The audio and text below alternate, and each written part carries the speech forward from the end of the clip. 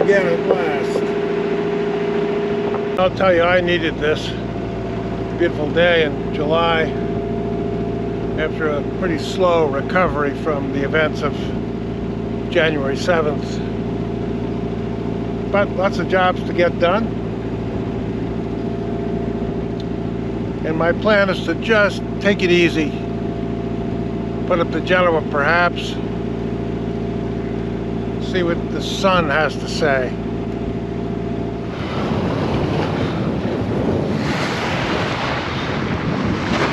That's the Palisades dead ahead, if you can see it. Santa Monica. And then the burned out scar of the hillsides. Malibu begins after that. It continues out to Point Doom, far in the distance. So the house is still not there, that's right. Well, I wouldn't say that looks good. Fire crowning our hills where we have hiked so many times.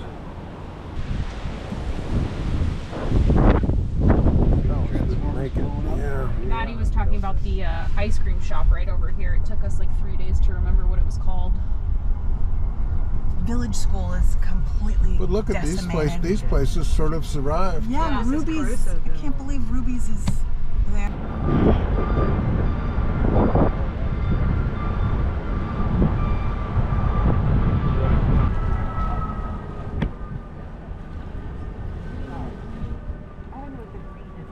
Whitfield City.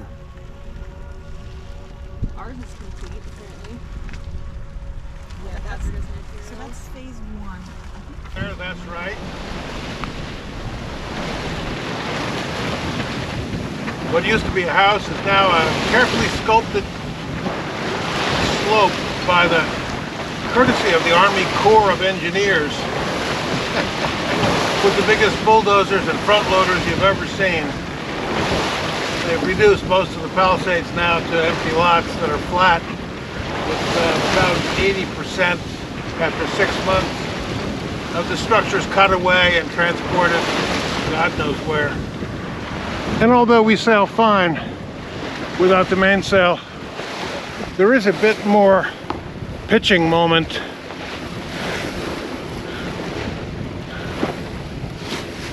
On a pleasant day like this when it's only blowing 12, 13 at the most.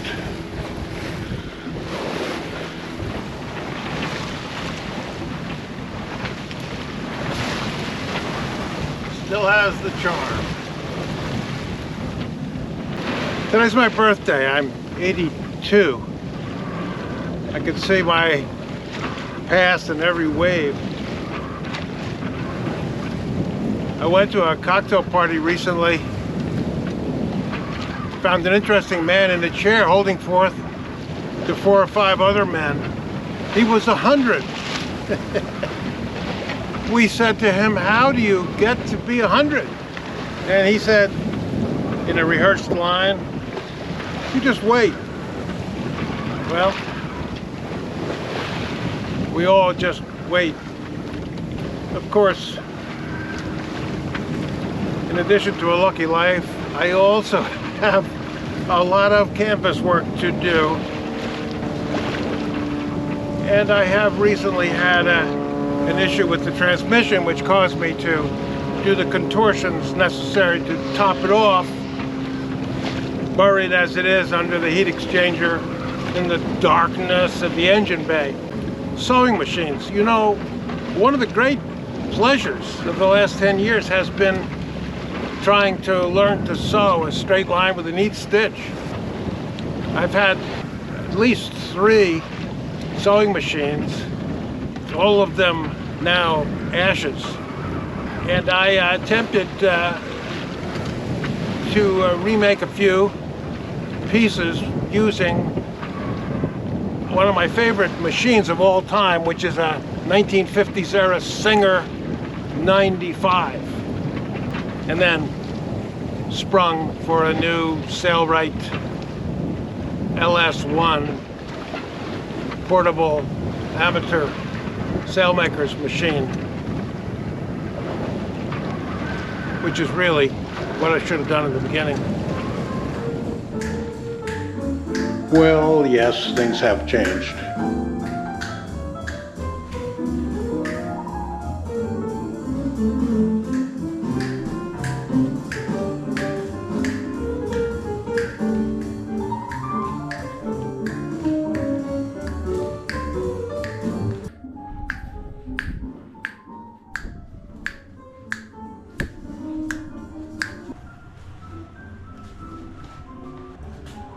The Hollywood sign, Palisades, burned out. Instead of my former workshop and 3 sewing machines, we now have my newly reconstituted Singer 1591. It's a remarkable machine from 1953, I think this one is. And it does everything well except sew thick canvas. So I've had to, in remaking the line bags, alter the design so it's just simply not going to be as strong as it was. For example, the 1591 can do this much, but a sail-making machine is able to really lay heavy threads on with backing, and for line bags, this is the point of wear. This is probably 8 years old. As far as mechanical things go, there's nothing smoother than these old machines, which have all metal gears.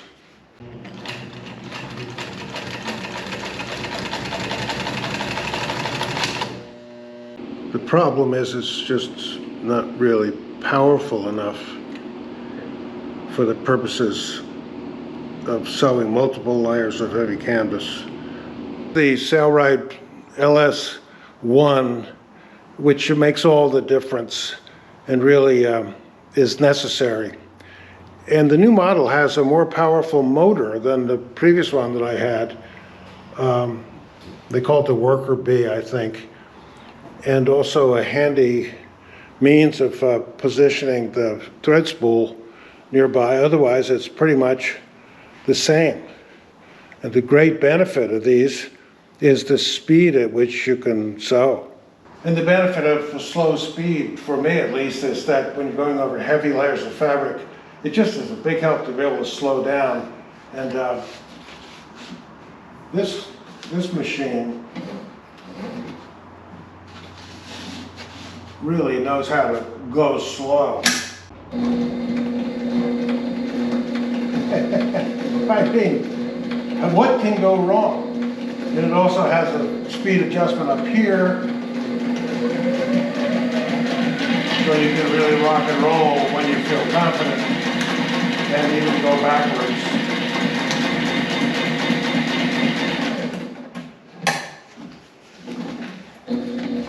A big help for me also is being able to sew through a lot of layers, which, as I was saying, is the bane of every amateur's existence with a home sewing machine.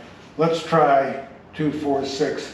Let's try 8 layers on this, which the little Singer would not be able to do. But pretty much if you can get it under the presser foot, it'll sew.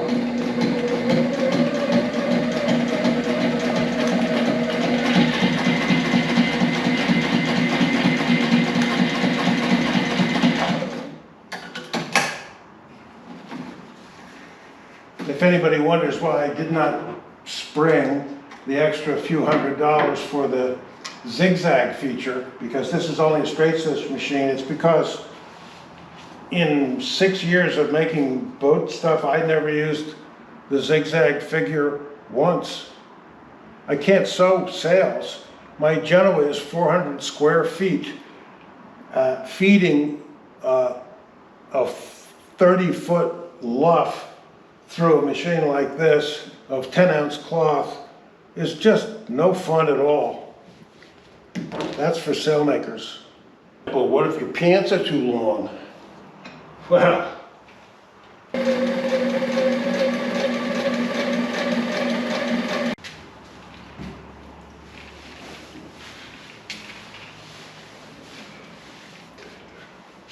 why, superb. Gucci. Let's tack.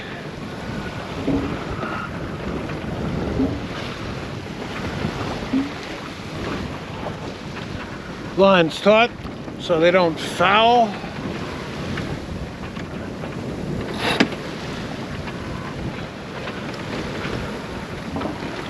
Working line free so it can run out.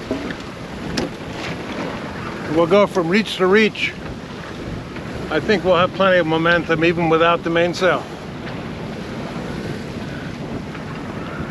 We'll pilot off. Heartily.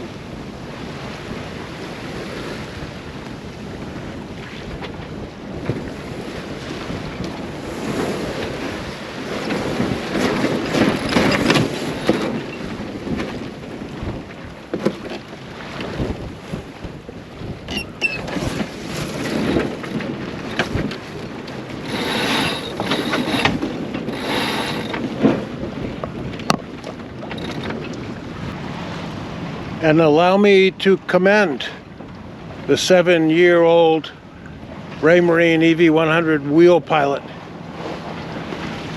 which can keep us going straight as an arrow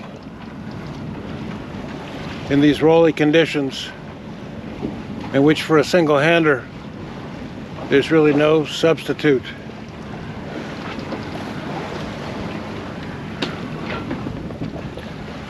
Rigging the Cape Horn, forget about it. Too many adjustments for every tack.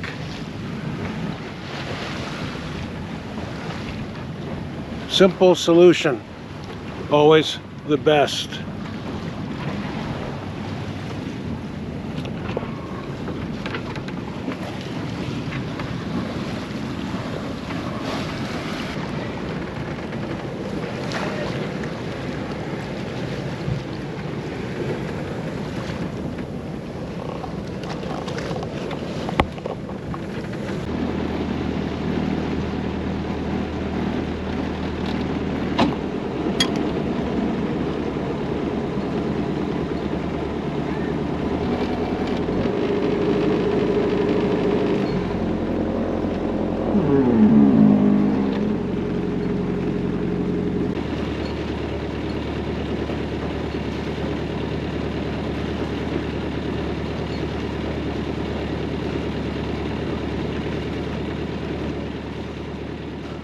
There's just a lot of canvas on a boat.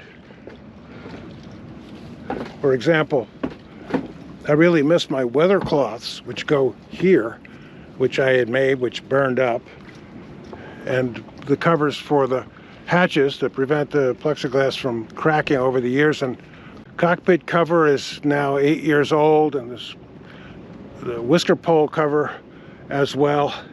The line backs are at the end of their life, and even the covers for the stereo speakers, because plastic degrades, you know. I made these two bags with the Singer, and they came out okay, but I know from experience that they're not strong enough. I wasn't able to sew through enough layers to make this critical part here double or triple thickness, and therefore strong enough to retain the forces of actual sailing and stuffing of all these lines. They look okay, but they're just not strong enough. I'll back them up with the new machine, which can go through innumerable layers. As I've said, the sail cover survived the fire because I put it on the boat just before that. However, the issue now is the lazy jacks no longer penetrate it. And I don't mind leading the lazy jacks back before putting on the sail cover, but my sail, which is of almost 10-ounce Dacron with full-length battens, is so stiff that without a lot of effort and 4 sail ties, it falls off the boom once the Lazy Jacks are retired. So I guess you come out even in the end, and there's no simple solution to anything.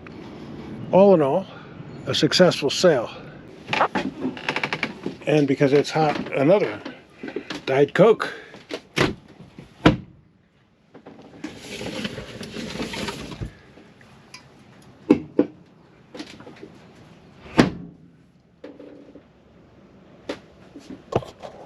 I'm fully aware that people smile when they see me trying to become a professional seamstress or imitate the Phantom Thread, a wonderful movie in which our hero gets poisoned mushrooms as his reward.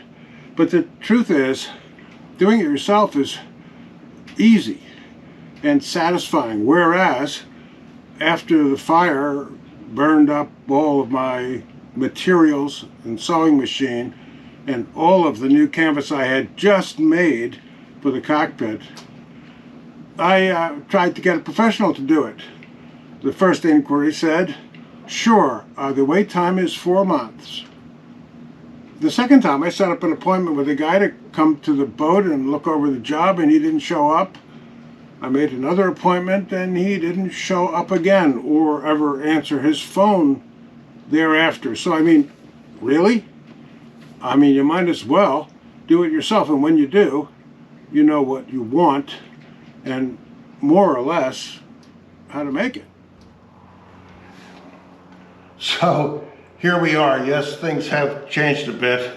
No house, but I do have a nice table to work on and plenty of things to do. The new book's coming along quite well, I think. It's called The Long Voyage Home, an autobiography in 20 sailboats, because oddly enough, there's almost been a parallel life to my career with boats. That seems very important looking back. They seem to carry along with my other work, almost as a reflection of myself and of the world. So there's that. Tracy's doing fine, and so are the kids. And the boat floats in her slip at California Yacht Club, which, as you recall, also burned down a year before the Palisades fire. So I guess for all of us, life is dodging the ashes of the old. Anyway, onward and upward. And thanks for coming along.